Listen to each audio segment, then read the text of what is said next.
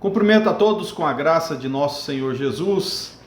Hoje quero comentar aí sobre o vídeo que o meu irmão, amigo, pastor João Flávio Martinez, do CACP, fez a respeito do reverendo Hernandes Dias Lopes e do reverendo Nicodemos em relação ao assunto livre-arbítrio, onde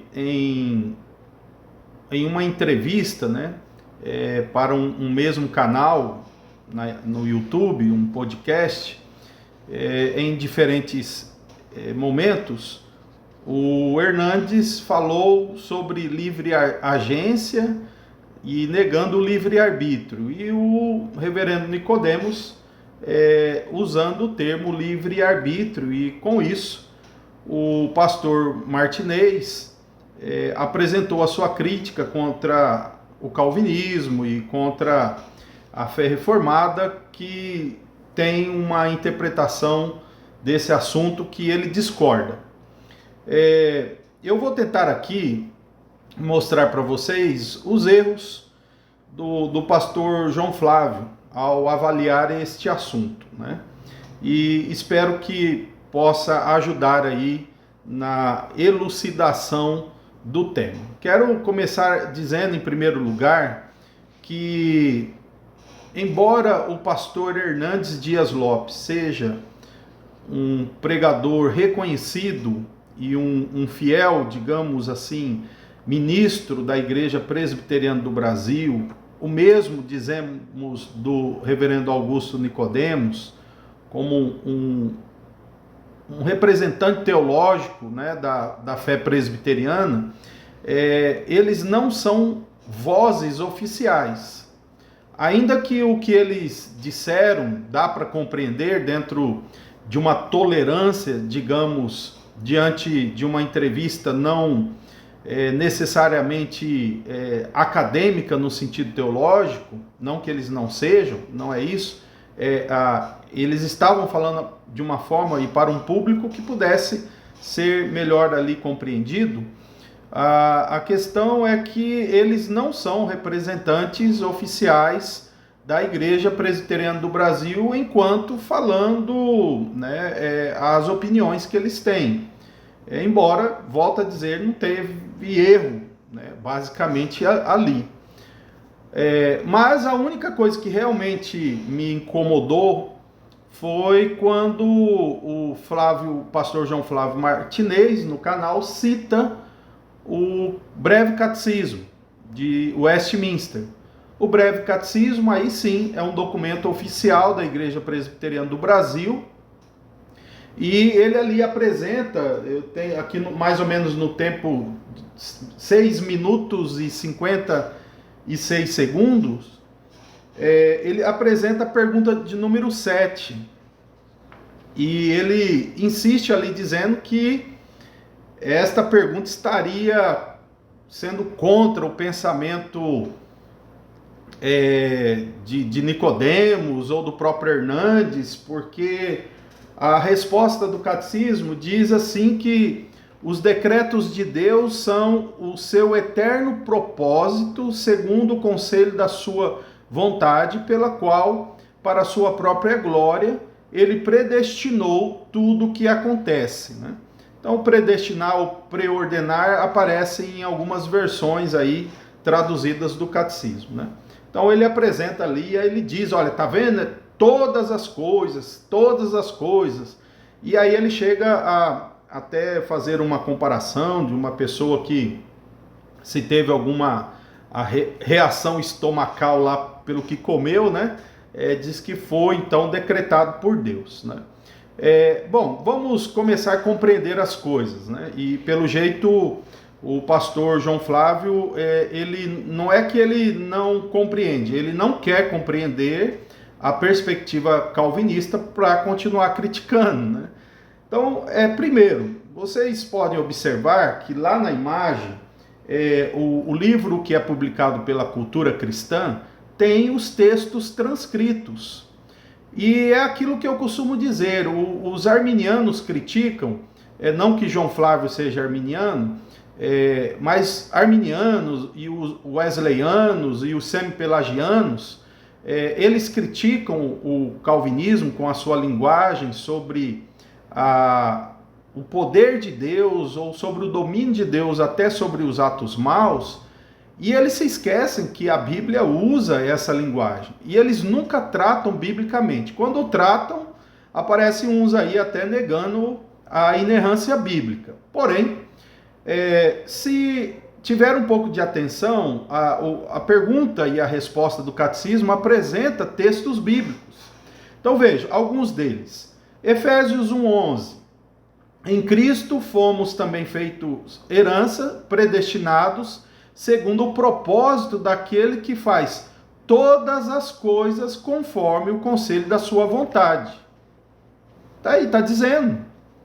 Então o ideal era tratar o que a Bíblia diz, né? Não o que o catecismo repete o que a Bíblia diz. É claro que aqui eles vão limitar o todas, né? Até em uma ironia teológica, enquanto o calvinismo precisa dar alguma explicação sobre a extensão do todos quanto à morte de Cristo, os que são aí, não sei, arminianos ou wesleyanos ou humanistas ou semi-pelagianos, precisam também reduzir a extensão de todas as coisas conforme a sua vontade, aparecendo em Efésios 1:11. Outro texto, Romanos 11:36, o que não foi tratado. Por meio dele, porque dele e por meio dele, para ele são todas as coisas. Observe essa expressão, por meio dele são todas as coisas, né? Aí vai dizer, não, mas o mal não vem por meio de Deus. Mas calma, que o calvinismo não pensa da forma com que estão acusando o calvinismo. Mas é uma linguagem que o catecismo está usando, né? E o pastor faz uma anotação no livro dele, a heresia do fatalismo. Mas, ô pastor, meu amigo, são expressões que aparecem na Bíblia. Vamos lá, continuando. Atos 2:23. E a este, falando de Jesus, né? Conforme o plano determinado e a presciência de Deus, vocês mataram, crucificando por meio de homens maus. Olha só, a morte de Jesus foi determinada, predeterminada, pré-ordenada, aparece em outros textos também. E aí, como que faz? O pecado mais horrível da humanidade foi esse. Mas tem um texto de Atos 17:28 que é bem pertinente, olha só. Pois nele vivemos, nos movemos e existimos. Ou está na Bíblia, Atos 17:28. Aqui demonstra a providência de Deus, o domínio de Deus por meio de seus decretos, dominando todas as coisas. Agora, é claro que precisamos fazer algumas distinções, mas via de regra temos que ter esse reconhecimento. E aí eu vou mencionar para vocês algumas partes da Confissão de Fé de Westminster. Por exemplo, a Confissão de Fé de Westminster, que é material oficial, que é a confissão oficial da Igreja Presbiteriana, uma igreja reformada, diz o seguinte, a confissão no capítulo de número 3, o primeiro parágrafo, diz assim, ó, preste bastante atenção aí você, ó. Desde toda a eternidade, Deus, pelo muito sábio e santo conselho da sua própria vontade, ordenou livre e inalteravelmente tudo quanto acontece. Porém, de modo que nem Deus é autor do pecado, nem violentada é a vontade da criatura, nem é tirada a liberdade ou contingência das causas secundárias, antes estabelecidas. Então veja, o catecismo, ele foi produzido para que as crianças no período ali dos puritanos, entre os anos de 1647, pudessem compreender a confissão de fé. Então assim, era esperado que alguém fazer a leitura do catecismo, a leitura número 7, buscasse mais informações para não tirar uma conclusão errada como aquela que o pastor tira, né? Aqui está dizendo que Deus não é o autor do pecado.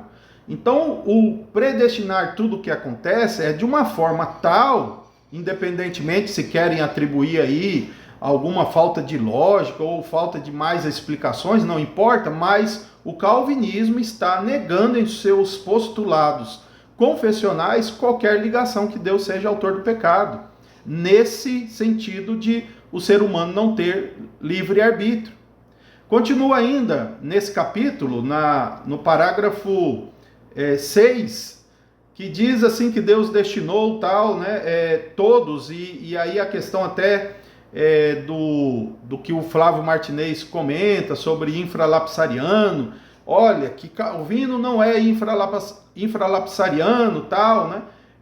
As confissões, elas não se declaram sobre isso, mas há alguns elementos que podemos concluir que era infralapsariana. Por exemplo, como eu estava dizendo, o capítulo 3 e o parágrafo 6, diz assim, ó: os que, portanto, são eleitos, achando-se caídos em Adão, são redimidos por Cristo. Então, aqui, uma expressão muito clara sobre o infralapsarianismo, o que o pastor parece explorar a diferença aí que há dentro do arraial reformado ou calvinista. Agora, continuando ainda, eu quero aqui ler na Confissão de Fé, no capítulo 5, o que o pastor desconsiderou também. Olha só o parágrafo 4. A onipotência, a sabedoria e inescrutável e infinita bondade de Deus de tal maneira se manifestam na sua providência, ou seja, no seu domínio sobre todas as coisas, que esta se estende até a primeira queda e a todos os outros pecados dos anjos e dos homens. E isto, observe, não por mera permissão, mas por uma permissão tal que para os seus próprios e santos desígnios, sábia e poderosamente os limita, regula e governa em uma múltipla dispensação. Mas essa permissão é tal que a pecaminosidade dessas transgressões procede tão somente da criatura e não de Deus, que, sendo santíssimo e justíssimo, não pode ser autor do pecado, nem pode aprová-lo. Olha aqui, está claro, explicando como é a providência, como é a ação desses decretos, em que Deus limita, regula, governa em uma múltipla dispensação, mas eles continuam acusando o calvinismo de fazer Deus de autor do pecado, porque o ser humano não tem o soberano livre-arbítrio, né? Porque parece que o livre-arbítrio já virou uma abstração soberana em que Deus mesmo tem que se submeter a ela. Mas, continuando, no capítulo 9 da Confissão, eu quero aqui ler mais essa parte, e no parágrafo 3 diz assim, ó: o homem caído em estado de pecado perdeu, preste atenção aqui, perdeu totalmente todo o poder de vontade quanto a qualquer bem espiritual que acompanhe a salvação, de sorte que um homem natural inteiramente